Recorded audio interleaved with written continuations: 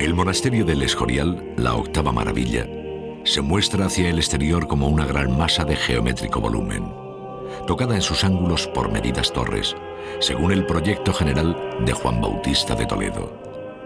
Una lonja lo circunda por los lados norte y oeste, mientras que la huerta de los frailes y los disciplinados jardines inmediatos ciñen el cuadro ante las dos fachadas restantes. La del norte muestra los tres ejes principales de la composición que corresponden a la iglesia y casa del rey, al convento jerónimo y al colegio.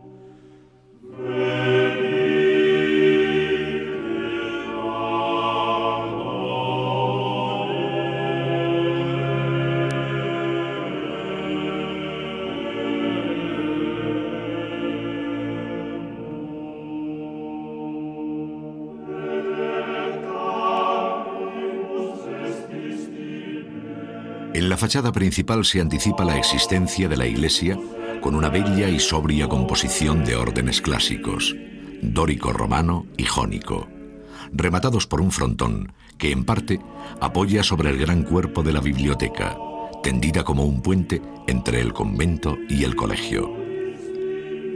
El patio de los reyes, verdadero atrio del templo, debe su nombre a aquellos que labró Monegro para subrayar las líneas de las columnas del pórtico de la iglesia. Allí aparece Salomón, el constructor del mítico templo de Jerusalén, con cuya gesta parece querer medirse la obra de Felipe II.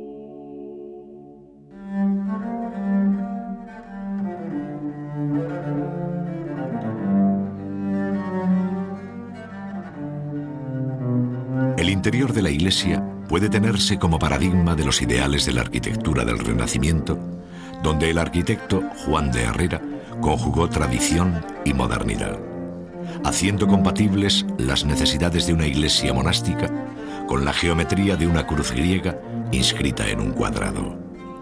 La cúpula domina el conjunto desde el centro, donde los formidables pilares se visten con un gigantesco apilastrado dórico.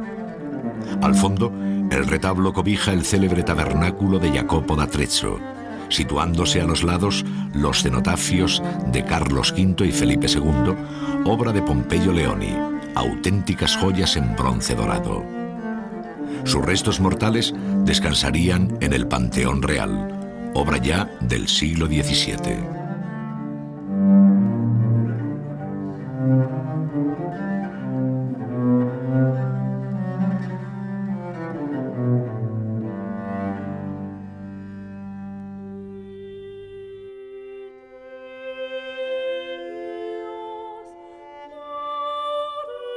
Aunque nos complazcan los cuerpos, las almas, los ángeles, no amamos propiamente a estos, sino a Dios en estos. En los cuerpos amamos la sombra de Dios, en las almas la similitud con Dios, en los ángeles la imagen de Dios.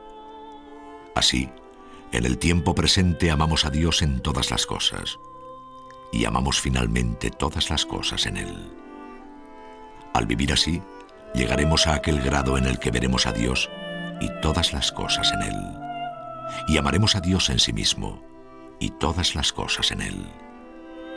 Cualquiera que en el tiempo presente con caridad se entrega todo a Dios, acaba por recuperarse en Él, porque regresará a su idea por la que fue creado, y allí será de nuevo reformado, si es que le faltara alguna parte. Y así reformado, estará unido de manera sempiterna con su idea.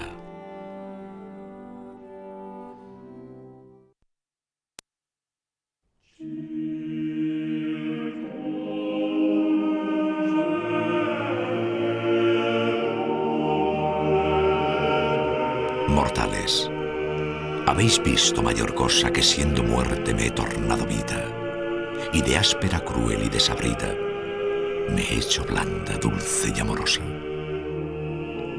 Ya me codician todos por hermosa, y de quien era más aborrecida, soy una alegre cara recibida, por suerte deseada y venturosa.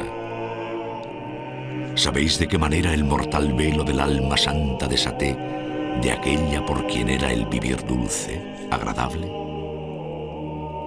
Murió doña María y subió al cielo. Quedó hecho el vivir muerte sin ella, y alegre vida yo, dulce y afable.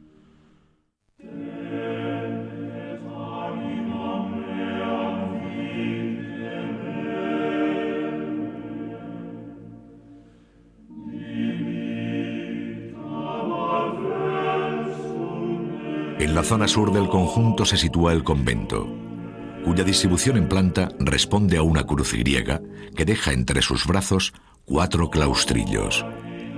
En uno de ellos está enterrado el cronista de la orden jerónima, Fray José de Sigüenza, quien nos dejó un detallado relato de la erección de este monasterio. En las 4 crujías, que coinciden en el centro bajo una lucerna, se situaban la cocina conventual, el refectorio, la ropería y las necesarias. En la fachada sur, las celdas sobre el jardín de los frailes. La torre de la enfermería enlaza ya fuera del cuadro con la bellísima galería de convalecientes y casa de la botica.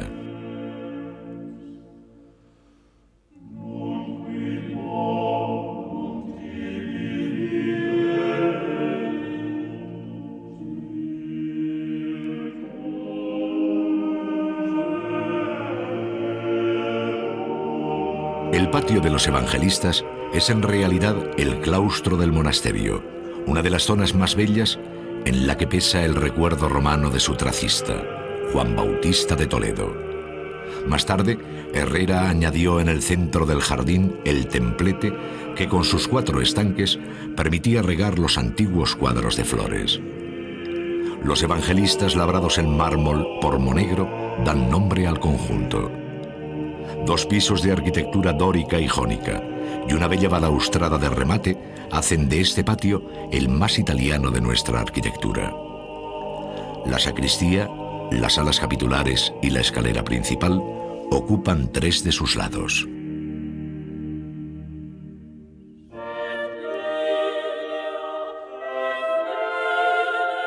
De veras dulce es el delirio que les domina. Erigen en su mente mundos innumerables. Miden casi como con una escuadra el sol, las estrellas, la luna, los planetas. Explican el origen de los rayos, de los vientos, de los eclipses y de todos los demás fenómenos inexplicables de la naturaleza.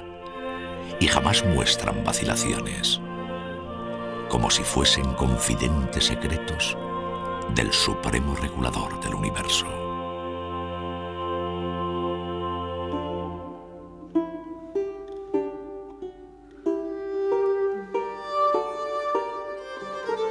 Detrás de la cabecera del templo y en torno a un sencillo patio llamado de los Mascarones, se sitúa la casa privada de Felipe II, modesta e insólita morada para el rey más poderoso de la tierra, que sin embargo vive más cerca del altar que ningún príncipe de la iglesia.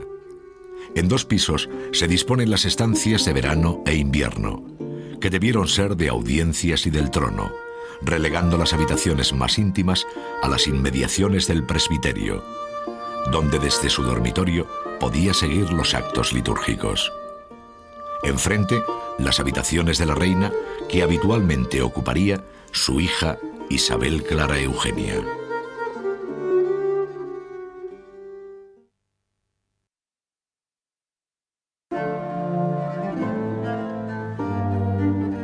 El tercer eje, al norte del conjunto, enfila el colegio, donde se enseñarían las ciencias del espíritu y la santa teología, y un seminario donde se eduque a los niños y se les enseñe la fe cristiana, según la carta fundacional del monasterio.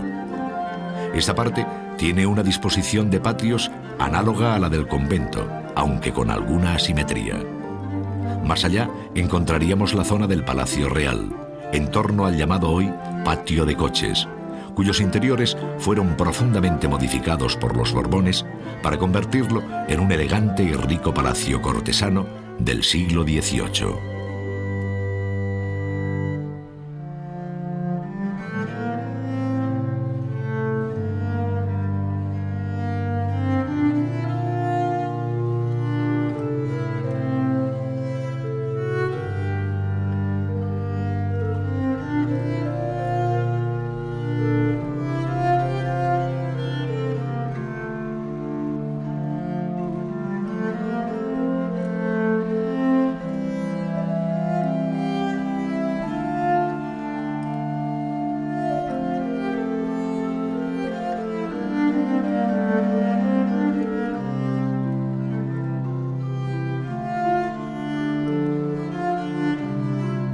Estudió Felipe con toda perfección las matemáticas, y muy en particular la arquitectura.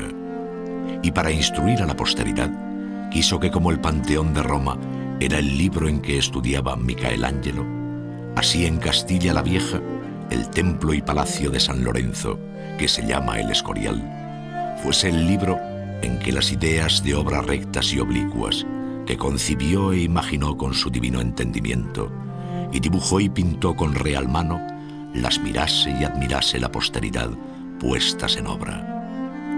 Teniendo en ellas mucho que aprender, los arquitectos libres y los de la secta vitruviana mucho que imitar, nada que reprender.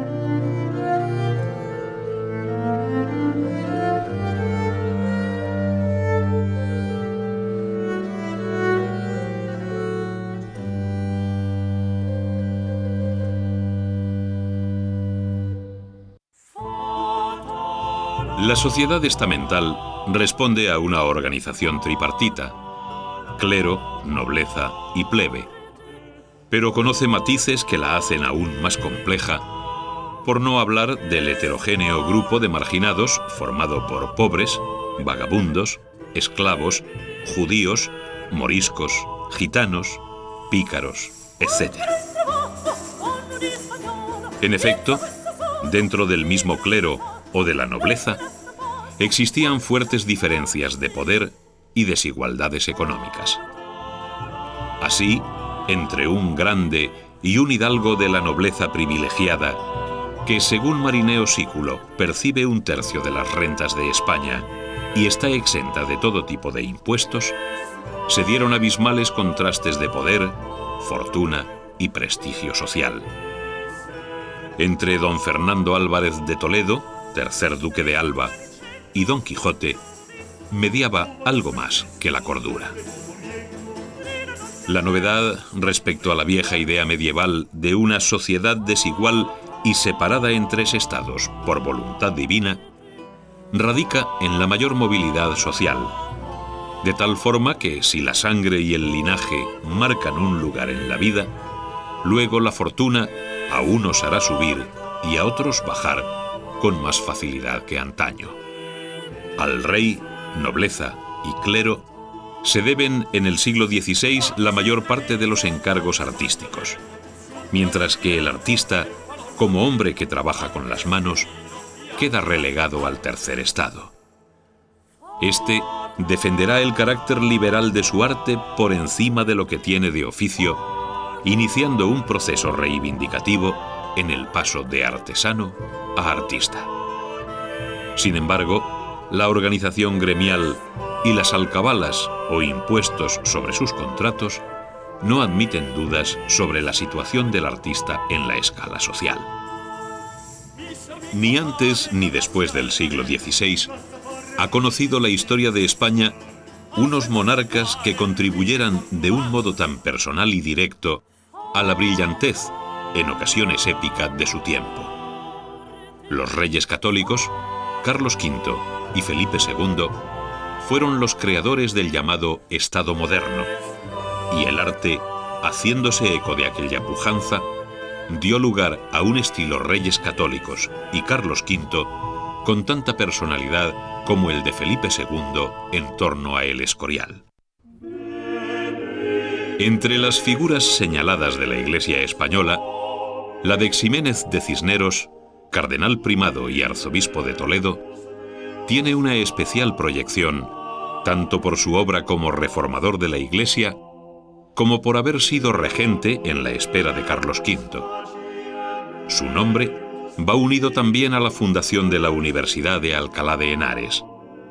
En ella aún subsiste el viejo paraninfo con los rasgos del llamado estilo Cisneros, no muy lejos de la capilla que custodia su sepulcro.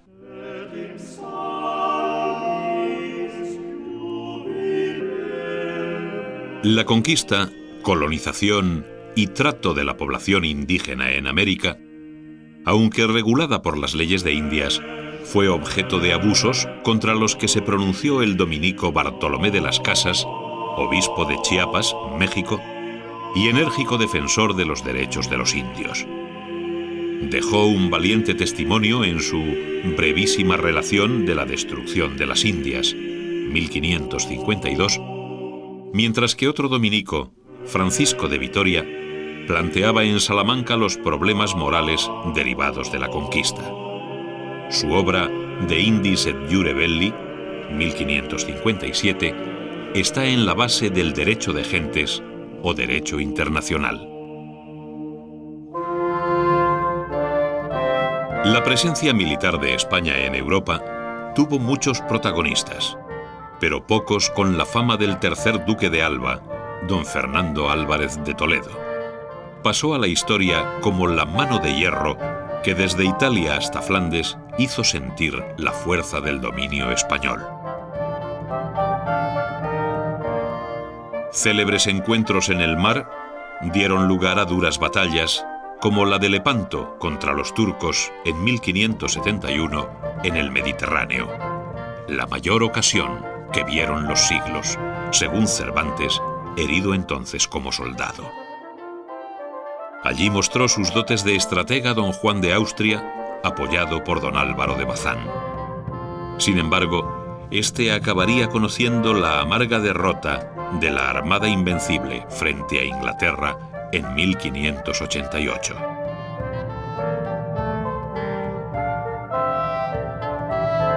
La conquista del Nuevo Mundo exigía un tipo humano de cualidades muy específicas, pues no bastaba con ser un buen guerrero, sino poseer ingenio para salir airoso de unas condiciones tan adversas como desconocidas.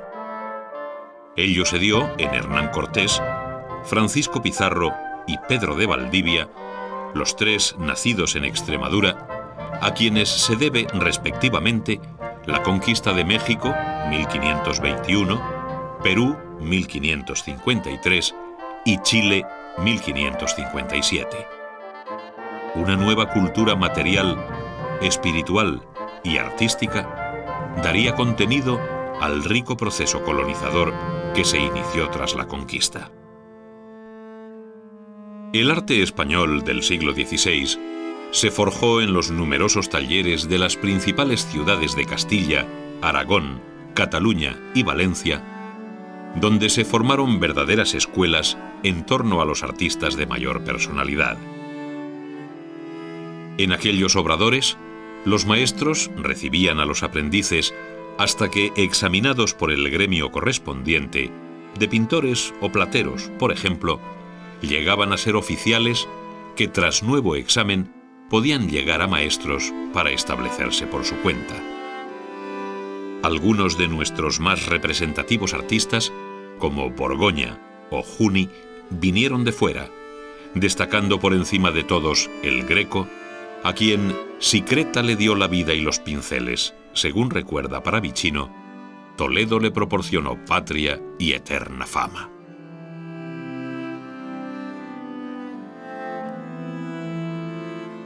Entre las páginas más apasionantes del siglo XVI se encuentran aquellas que recogen las hazañas marítimas de quienes descubrieron mares y continentes desde modestas embarcaciones.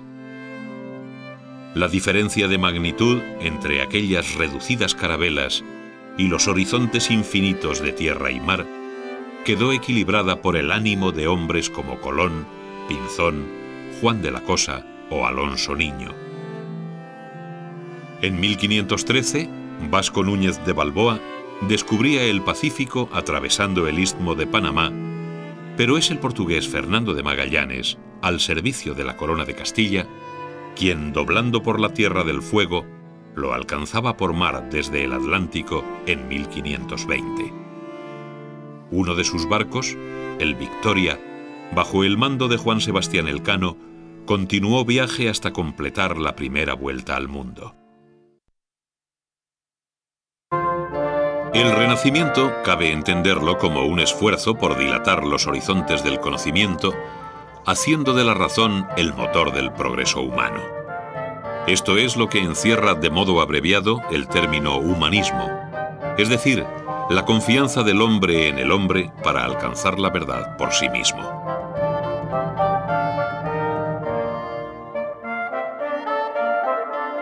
Ello abrió una grieta cada vez mayor entre la revelación y la verdad científica que la Iglesia intentó frenar coercitivamente, dando lugar a un paradójico siglo en el que de una parte se tiene clara conciencia de progreso cierto y de otro lado se persigue la razón, la incredulidad y la religión ajena con un grado de intolerancia extremo. Así, pese a los avances científicos y técnicos que permiten dilatar los límites del conocimiento del hombre, desde su propia constitución anatómica hasta la verdadera forma de la Tierra, se extiende sobre la sociedad la amenaza inquisitorial que vela por la ortodoxia. La Iglesia temía que el espíritu crítico y aquellas cotas de libertad alcanzadas en los campos del pensamiento científico y filosófico se filtrase en el terreno religioso, poniendo en peligro la secular organización y autoridad de Roma. El empleo de la razón y de los procesos lógicos en la búsqueda de Dios, en el sentido propuesto por Erasmo de Róterdam en su célebre Enquiridion, 1504, significaron para el Renacimiento un despertar de las conciencias con efectos multiplicadores en el mundo intelectual. El carácter especulativo de la ciencia pura apenas tiene cultivadores en el Renacimiento español, que, por el contrario, hace un uso intensivo de ella. El mundo de las matemáticas encuentra en la navegación y en la guerra importantes campos de aplicación práctica como son la cartografía, náutica y las ingenierías naval y militar, pues de no aprenderse las matemáticas, viene a haber gran falta de ingenieros en las cosas de la guerra, de pilotos para las navegaciones y de arquitectos para los edificios y fortificaciones, escribe Pedro Simón Abril en 1589. A esta preocupación se debe la creación de la Academia de Matemáticas en Madrid en 1584, de la que fue inspirador el arquitecto Juan de Herrera.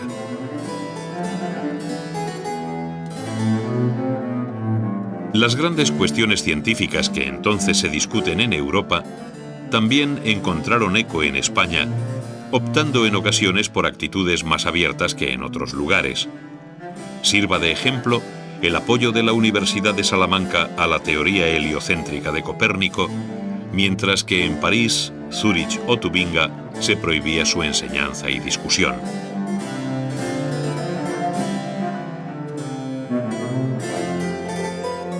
En el campo de la medicina, la Universidad de Valencia se adelantaba en la aceptación y enseñanza de las novedades que sobre anatomía aportó Vesalio, difundiendo sus conocimientos con descubrimientos propios de Gimeno y Collado, mientras la fisiología tuvo en el médico y teólogo Miguel Servet uno de los primeros en describir la circulación pulmonar de la sangre, si bien, quemado vivo en Ginebra por la intolerancia fanática de Calvino, este hallazgo se conoció en Europa a través de Velarde.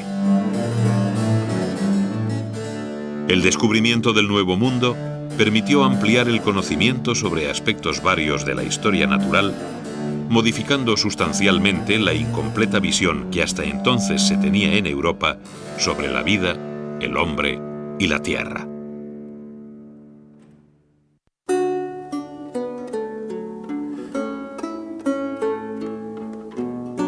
Referirse a la literatura española del Renacimiento es abrasarse en una etapa en la que se publica El Lazarillo de Tormes y escribe Cervantes, en que Fray Luis de León enseña en Salamanca y la mística alcanza cotas insuperables en el Cántico Espiritual de San Juan de la Cruz o en las páginas de Santa Teresa de Jesús.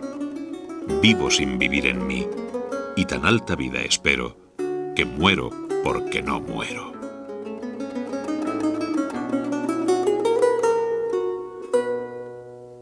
Las formas italianas del humanismo no solo fueron adoptadas de modo temprano, sino que poetas como Boscán y Garcilaso las hicieron suyas.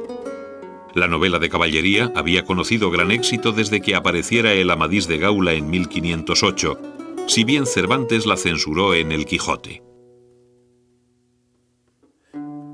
El teatro se profesionalizó en torno al dramaturgo y actor sevillano Lope de Rueda, y otros muchos autores vinculados al teatro y literatura barroca, como Lope de Vega o Góngora, que llegaron a los umbrales del siglo XVII con 38 y 39 años respectivamente, ya había publicado para entonces La Arcadia, el primero de ellos, y escrito Góngora letrillas, romances y sonetos, considerados entre los mejores de la lengua castellana. Por esta actividad, Góngora, racionero de la Catedral de Córdoba, recibía en 1588 una significativa amonestación, porque vive como muy mozo y anda de día y de noche en cosas ligeras, torta con representantes de comedias y escribe coplas profanas. Esta situación coyuntural, entre los siglos XVI y XVII, afecta a otros nombres del Siglo de Oro, siendo el más significativo el de Don Miguel de Cervantes, cuya vida discurre entre 1547 y 1616, es decir, rigurosamente coincidente con la del Greco.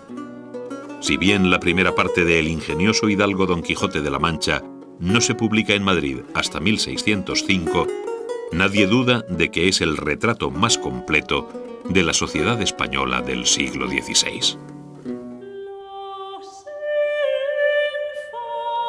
El velado contenido de las imágenes del Renacimiento compone un amplio repertorio de significados en los que se manifiestan las cotas de erudición que alcanzan en el siglo XVI estos ejercicios de afán didáctico y moralizante para comunicar un mensaje a través de una representación en forma de emblemas, alegorías, divisas, símbolos, jeroglíficos, etc.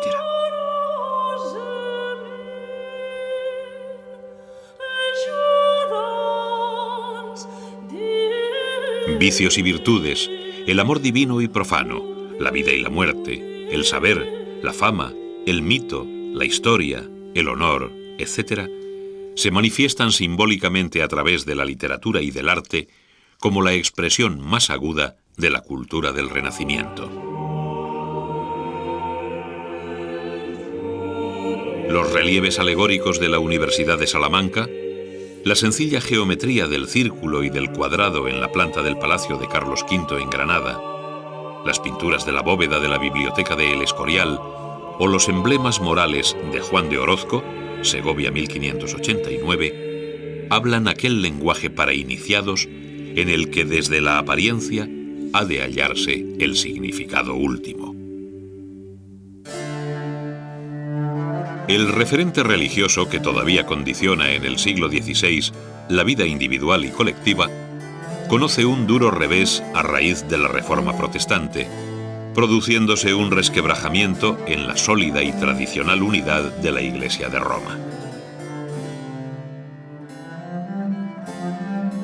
La conducta del Papa y de la Curia Romana dio lugar a escisiones tan importantes como la de Lutero, comenzando así la Reforma en Alemania, que además de una honda significación religiosa, tuvo un alcance político de primer orden. Europa se vio dividida en dos ámbitos, católico y protestante, que protagonizaron una larga y cruel historia de guerras de religión.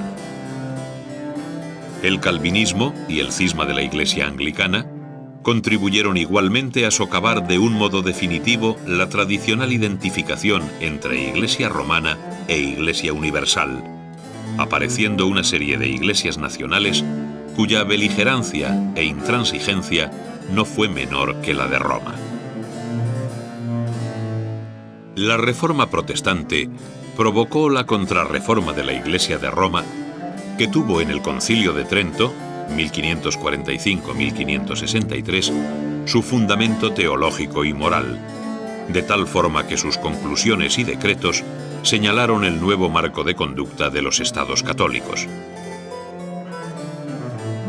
En este movimiento contrarreformista y renovador tuvo un protagonismo acusado Ignacio de Loyola, de noble ascendencia y cortesana formación, soldado herido y fundador de la Compañía de Jesús en 1540. El elevado número de colegios fundados por esta nueva institución de los jesuitas y la seria preparación de sus miembros eclipsó la influencia social de otras órdenes religiosas. Los jesuitas Laínez y Salmerón destacaron en el Concilio de Trento por su preparación teológica, mientras que la propagación de la fe llevó a China, Brasil o Etiopía a jesuitas preparados en las mejores universidades europeas, como Francisco Javier, Anchieta y Andrés de Oviedo respectivamente.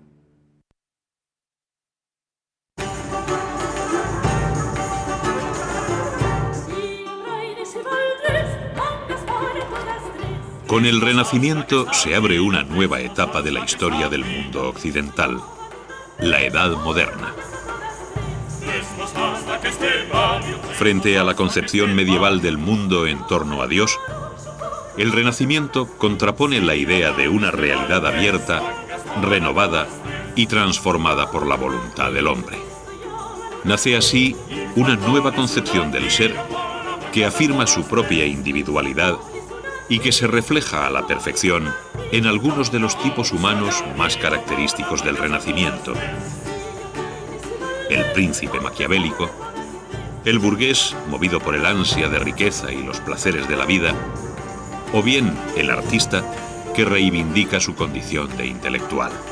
Junto a ellos, el humanista, el inquisidor, el hombre de iglesia, jesuita o místico carmelita, el pícaro, el jurista, el conquistador, el navegante, el hidalgo y otros muchos tipos que componen el paisaje de una época sobre cuyo fondo se dibujan procesos como la formación del Estado moderno, la introducción de la economía capitalista o el origen de las iglesias protestantes.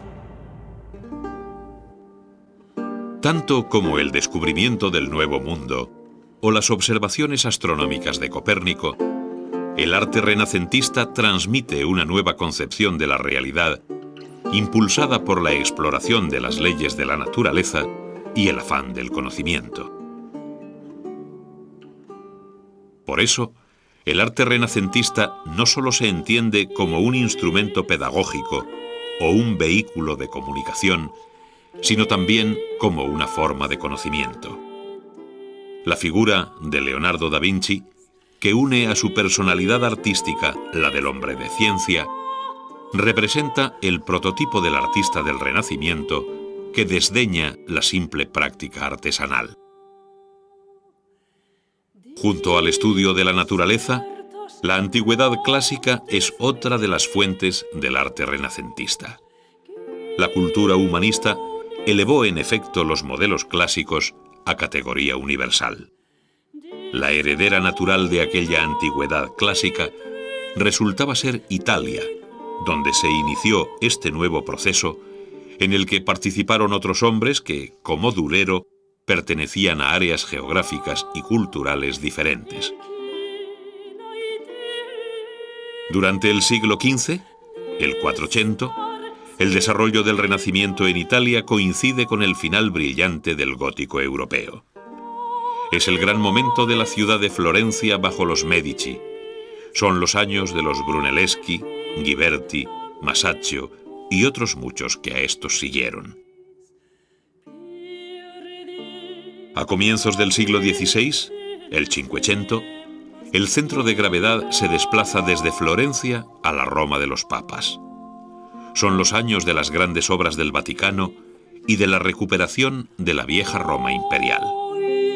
Allí destacaron sobre todos los nombres de Miguel Ángel y Rafael: fuerza y delicadeza, expresión plástica y rigor en el dibujo.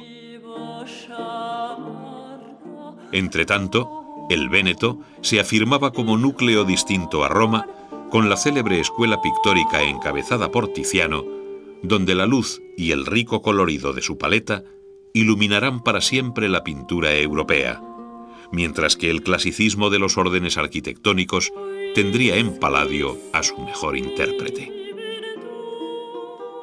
El arte español fue el más temprano receptor de estas nuevas formas italianas, dando lugar a un bello ciclo creador que va desde la Universidad de Salamanca al monasterio de El Escorial, dentro del llamado siglo de oro de la cultura española.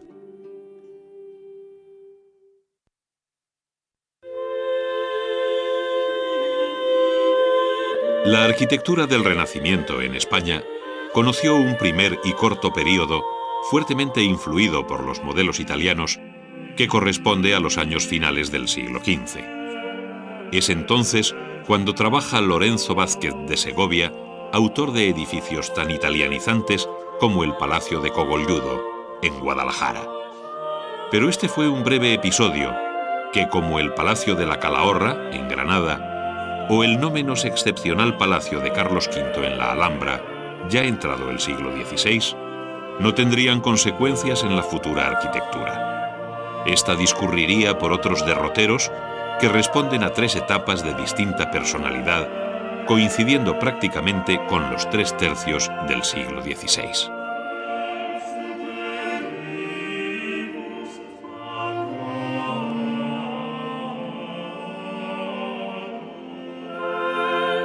La primera se conoce con el nombre de plateresca por el protagonismo que ejerce la menuda y bella decoración escultórica que recorre fachadas e interiores, ejecutada con el virtuosismo propio de un orfebre o platero. Este nombre, que ha hecho fortuna en la historia de los estilos, ya se lo dio en el siglo XVII Ortiz de Zúñiga. Una bella muestra de esta arquitectura decorativa, que habitualmente se superpone a una estructura de tradición gótica, es la fachada de la Universidad de Salamanca, ciudad en la que se encuentra uno de los focos más potentes de nuestro primer Renacimiento. En el segundo tercio del siglo, la arquitectura se fue despojando de aquel ropaje ornamental en busca de una expresión más cumplidamente arquitectónica, tanto en la planta de sus edificios como en los alzados. La comparación entre la mencionada fachada salmantina y la que Rodrigo Gil de Hontañón traza para la Universidad de Alcalá de Henares es muy reveladora de los cambios producidos en beneficio de un mayor interés compositivo. Cuando estaban cuajando las obras y dando lo mejor de sí los maestros de los principales focos de Toledo, Burgos, Salamanca, Sevilla, Granada, Jaén, Extremadura, Murcia, Valencia y Zaragoza, la arquitectura española se ve sorprendida por la decisión de Felipe II, que, con Juan Bautista de Toledo y Juan de Herrera, crea en torno al monasterio de El Escorial un nuevo lenguaje muy distinto, por su sobria aspereza, de todo cuanto el Renacimiento español había ido perfilando hasta entonces. Se produjo así una verdadera escisión que condujo a la arquitectura por la senda inédita del manierismo clasicista.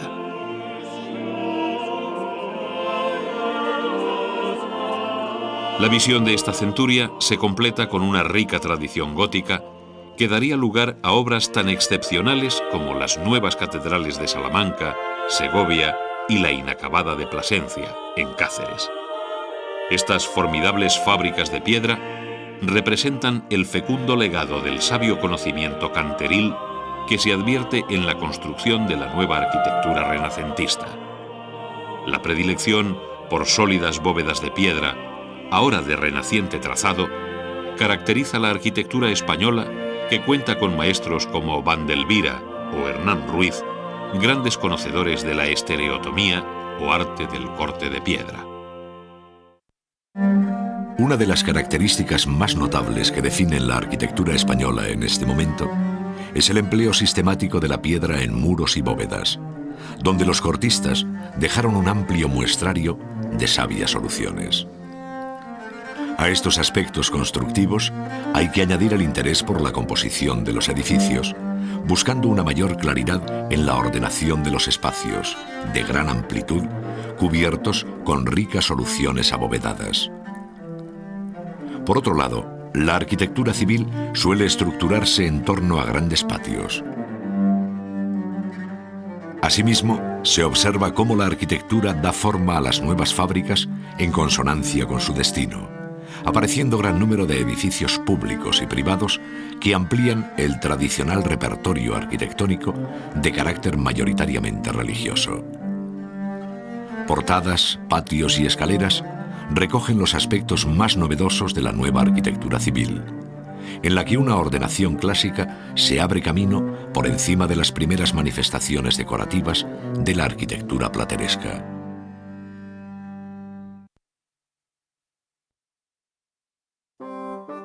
La estereotomía, o arte de cortar la piedra para darle la forma que necesita el cantero al construir un arco o una bóveda, no tuvo secretos para los maestros del Renacimiento español, que resolvieron todo tipo de situaciones con resultados espectaculares. Novedad notable respecto a la arquitectura gótica es la disposición de los edificios siguiendo sencillos esquemas geométricos, como es el del Palacio de Carlos V en Granada, cuyo patio circular se inscribe en un cuadrado. El sistema de patios rectangulares alcanza su máxima expresión en el Escorial. Los nuevos edificios civiles, lonjas, palacios, ayuntamientos, hospitales, universidades, colegios, etc., dieron a las ciudades del Renacimiento un inequívoco signo de modernidad. Bajo este nombre se conoce el repertorio de motivos decorativos que, dispuestos de un modo ordenado sobre paños murales o elementos arquitectónicos, caracterizan el primer Renacimiento español. Su origen se vincula a los grutescos italianos, motivos en los que predomina la imaginación sobre la realidad, combinando formas naturalistas con otras puramente fantásticas. El empeño de incorporar el nuevo lenguaje a lo romano, es decir, al modo antiguo, en detrimento de las soluciones góticas, llevó a los arquitectos al manejo de los órdenes clásicos. Estos vertirán los pilares soportando nobles entablamentos. Basas y capiteles recogen los perfiles del mundo helenístico romano. La nueva escultura del Renacimiento, dejando ahora a tantos maestros que dentro de la tradición gótica están acabando en este siglo XVI retablos como el de la Catedral de Toledo o sillerías como la de Oviedo, tiene un comienzo marcado por la presencia de obras importadas y maestros venidos de Italia. A estos se hacen los encargos más notables, como el sepulcro de los Reyes Católicos, que para la Capilla Real de Granada labró el toscano Fancelli. En mármol de Carrara hicieron los Aprile, Gazzini y Nola, entre otros escultores, los monumentales enterramientos de la nobleza española, donde aparece el amplio repertorio de grutescos y motivos en relieve de Candelieri, al tiempo que las esculturas muestran el nuevo gusto idealista del Renacimiento italiano. Esta nueva estética la cultivaron otros escultores españoles como Vasco de la Zarza y Bartolomé Ordóñez, trabajando igualmente el mármol y el alabastro, material este último que no tuvo secretos para Damián Forment, activo en Aragón y Cataluña. El apogeo de la escultura española lo señalan en el segundo tercio del siglo el grupo formado por el polifacético Diego de Siloé, Alonso de Berruguete y Juan de Juni, francés de origen, pero tan castellanizado como el greco. Berruguete y Juni contribuyeron a hacer de Valladolid la capital de la escultura castellana, que se afirmaría sobre una línea fuertemente expresiva y en ocasiones desgarrada. La talla en madera ricamente policromada hace inconfundible este episodio de la escultura española. Los escultores que trabajaron en y para el Escorial, especialmente los Leoni, muestran el nuevo italianismo del refinado arte cortesano, seguido por aquellos maestros españoles que, como Becerra en Castilla, hicieron suyos los modelos miguelangelescos con un criterio netamente manierista. Los grandes temas de la escultura española del Renacimiento son de contenido religioso, quedando ceñido el retrato al estrecho círculo de la corte y abandonando los asuntos paganos o mitológicos. El ámbito de la escultura se ciñó principalmente al sepulcro monumental, a los coros catedralicios y a los grandes retablos. Predomina el alto relieve sobre el bulto redondo, prefiriéndose la madera al mármol y bronce. La talla en madera recibía un acabado final polícromo en el que se incorporaba el pan de oro, dando lugar a vistosas combinaciones de forma y color muy características de los talleres españoles.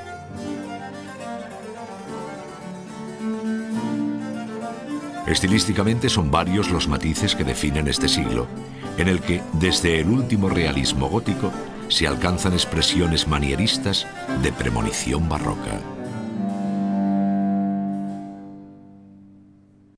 Los grandes sepulcros, exentos o adosados en una vistosa composición mural, constituyen el campo en el que los escultores mostrarían las tempranas imágenes de la nueva escultura renacentista. Arquitectos, escultores y pintores contribuyeron a la evolución del retablo durante el siglo XVI. El plateresco responde a una igual organización de calles y cuerpos, mientras que el manierista rompe esta ordenación en favor de elementos distintos e independientes. Herrera, en el retablo clásico, somete la pintura y escultura al rigor de los órdenes en una equilibrada y limpia composición. El escultor español prefiere manejar la gubia sobre la madera al cincel sobre el mármol o alabastro. Una vez tallada la obra, se enyesaba, dando color encarnado a las caras y manos, mientras que las ropas mostraban ricos temas decorativos pintados al aceite sobre un fondo de oro, técnica que se conoce bajo el nombre de estofado, por imitar las telas ricas o estofas. Junto a las obras de equilibrada composición y exigente ejecución de tantos escultores italianizados como Ordóñez o Diego de Siloé, hallamos el talento inquieto y descuidado de los modelos de Berruguete, de huesuda y nerviosa estructura, o los tipos llenos de Juan de Juni, envueltos en abultadas ropas y de trágica expresión. La ubicación geográfica de los talleres y el desarrollo cronológico y estilístico de la pintura coincide con la situación de la arquitectura y escultura, siendo obligado colofón para las tres artes mayores la empresa de El Escorial. La influencia de los grandes maestros italianos se dejó sentir pronto en la zona levantina, donde los valencianos Yáñez y Llanos representan la llegada de los modelos y composiciones leonardescas.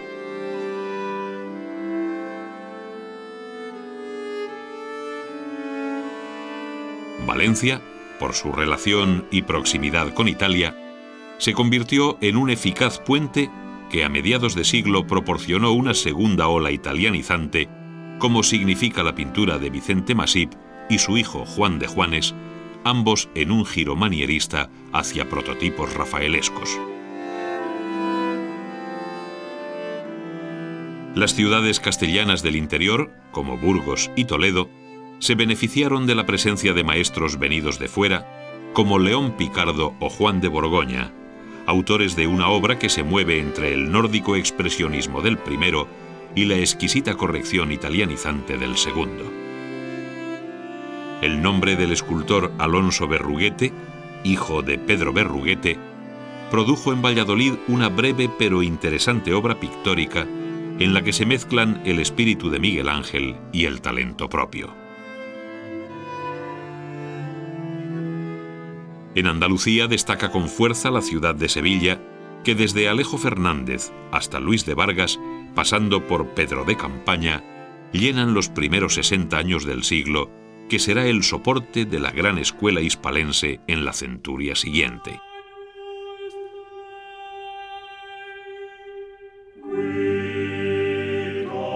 En las inmediatas tierras de Extremadura trabajaba por entonces Luis de Morales, llamado el Divino, pintor de callada religiosidad, cuyo personal estilo, con mezcla de italianismos e influencias flamencas, es una de las figuras más destacadas de este siglo.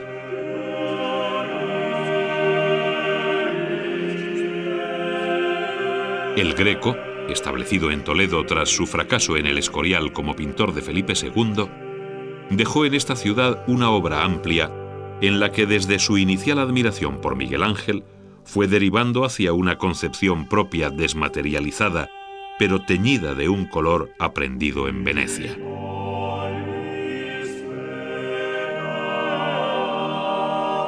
Pintores como Navarrete se avinieron en cambio con lo que Felipe II requería para el monasterio escurialense, siendo casi el único español que allí encontramos junto a los maestros venidos de Italia. Finalmente, Becerra cultivaría el estilo grande de Miguel Ángel con interesantes pinturas al fresco en el Palacio de El Pardo, mientras que el preciosismo de tradición flamenca se encuentra en los retratos de corte debidos a Sánchez Cuello y Pantoja de la Cruz.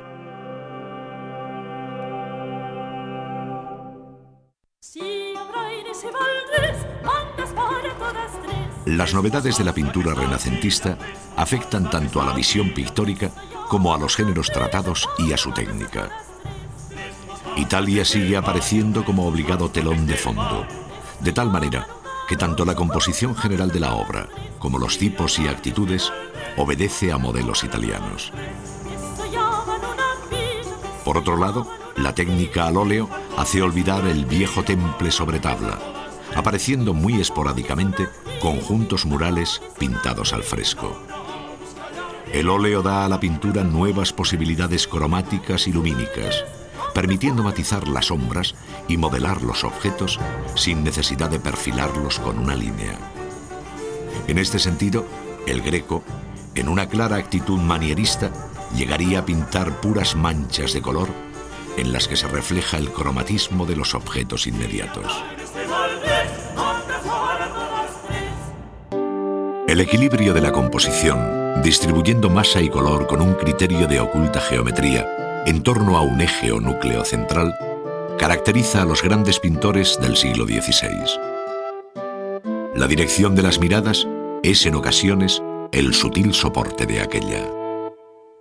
La referencia a modelos italianos, Leonardo, Rafael o Miguel Ángel, conocidos directamente o a través de estampas y grabados, está en la base de la pintura española del Renacimiento. El mayor protagonismo de la luz y el nuevo sentimiento del color, al que la técnica al óleo permitirá matices, veladuras e intensidades no conocidas anteriormente, se encuentran entre las novedades más importantes del Renacimiento. El color tuvo en el Greco a su mejor intérprete, como discípulo que fue de la escuela veneciana. La luz, inicialmente repartida de igual modo sobre la escena pintada, conoció una temprana anticipación tenebrista en contrastes de luz y sombra. Los temas religiosos dominan de forma absoluta sobre los de carácter pagano. No obstante, los pintores venidos de Italia y los españoles de formación italiana dejaron importantes conjuntos al fresco con alegorías y asuntos mitológicos. El nuevo género del retrato apareció con fuerza en la segunda mitad del siglo XVI, contraponiendo al idealismo de la época una visión de gran realismo en rostros y ropajes. El término manierismo matiza las actitudes más libres dentro del siglo XVI, que con nuevas expresiones de luz, forma y color y dinamismo, contradicen lo que de estático, ideal e inmutable hay en el Renacimiento. Las artes decorativas, desde aquellas que colaboran con la arquitectura con un sentido funcional hasta las de mero alcance ornamental, conocieron un amplio desarrollo a partir de la rica tradición forjada en la Baja Edad Media. En todos los oficios se observa un acercamiento a los motivos y formas renacientes de origen italiano. Esta renovación es patente en las artes del metal, de modo que las monumentales rejas que cierran los ámbitos de nuestras catedrales, coros y capillas principalmente, o las ricas custodias procesionales, introducen los nuevos elementos arquitectónicos que difunden los tratados. La relación entre rejería, orfebrería y arquitectura queda de manifiesto en artífices como Villalpando, autor de la reja de la capilla mayor de la Catedral de Toledo y traductor del tratadista italiano Sebastián Serlio, o cuando recordamos que el gran orfebre Juan de Arfe, a quien debemos las custodias catedralicias de Ávila y Sevilla, escribió para arquitectos y escultores un tratado sobre la proporción ideal llamado De varia commensuración, 1585.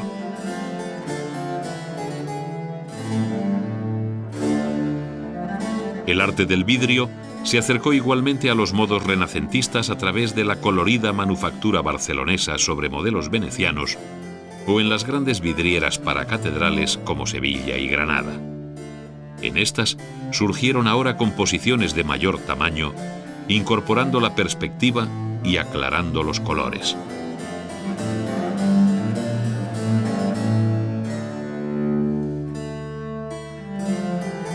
La madera dio forma a elementos estructurales de gran importancia, como los artesonados, y a originales muebles como los castellanos vargueños o arquimesas.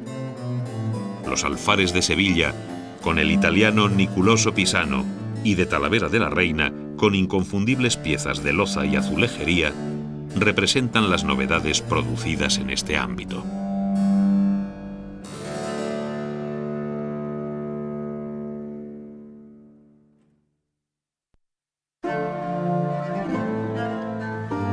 Las artes decorativas pugnaron por asumir los nuevos temas ornamentales de procedencia italiana, abandonando los motivos góticos.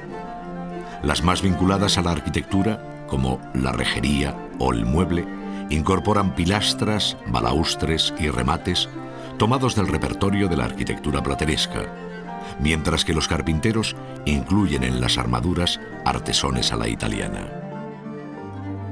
Los orfebres imitaron igualmente aquellas formas arquitectónicas, aunque en una escala más reducida. Las vasijas de vidrio esmaltado de Barcelona o los platos cerámicos de Talavera son un ejemplo de la actividad de las manufacturas españolas del siglo XVI. La reja recibe un trato arquitectónico con pilares, atlantes y cariátides, columnas abalaustradas y flameros. Entre ellos se colocan los barrotes con perfil de balaustre, completando su estructura. Con la chapa se realizan animadas escenas de rica policromía, formando vistosos remates. La familia de los Arfe, Enrique, Antonio y Juan, señalan las tres generaciones o momentos de la gran orfebrería del Renacimiento y que hoy conocemos principalmente a través de piezas de uso litúrgico. Con carácter general, cabe establecer la tendencia a resaltar el carácter más sólidamente arquitectónico de las obras, en especial de aquellas que, como relicarios y custodias, mejor lo permitían. A su vez, los finos bajorrelieves repujados o las figuras de bulto redondo que las adornan alcanzan una consideración escultórica plena. La especialización en el trabajo dio lugar a distintos grupos profesionales organizados en gremios. Sus ordenanzas garantizaban la calidad de la obra y la preparación de los artífices. El gremio de plateros, bajo el patronazgo de San Eloy, fue uno de los más importantes.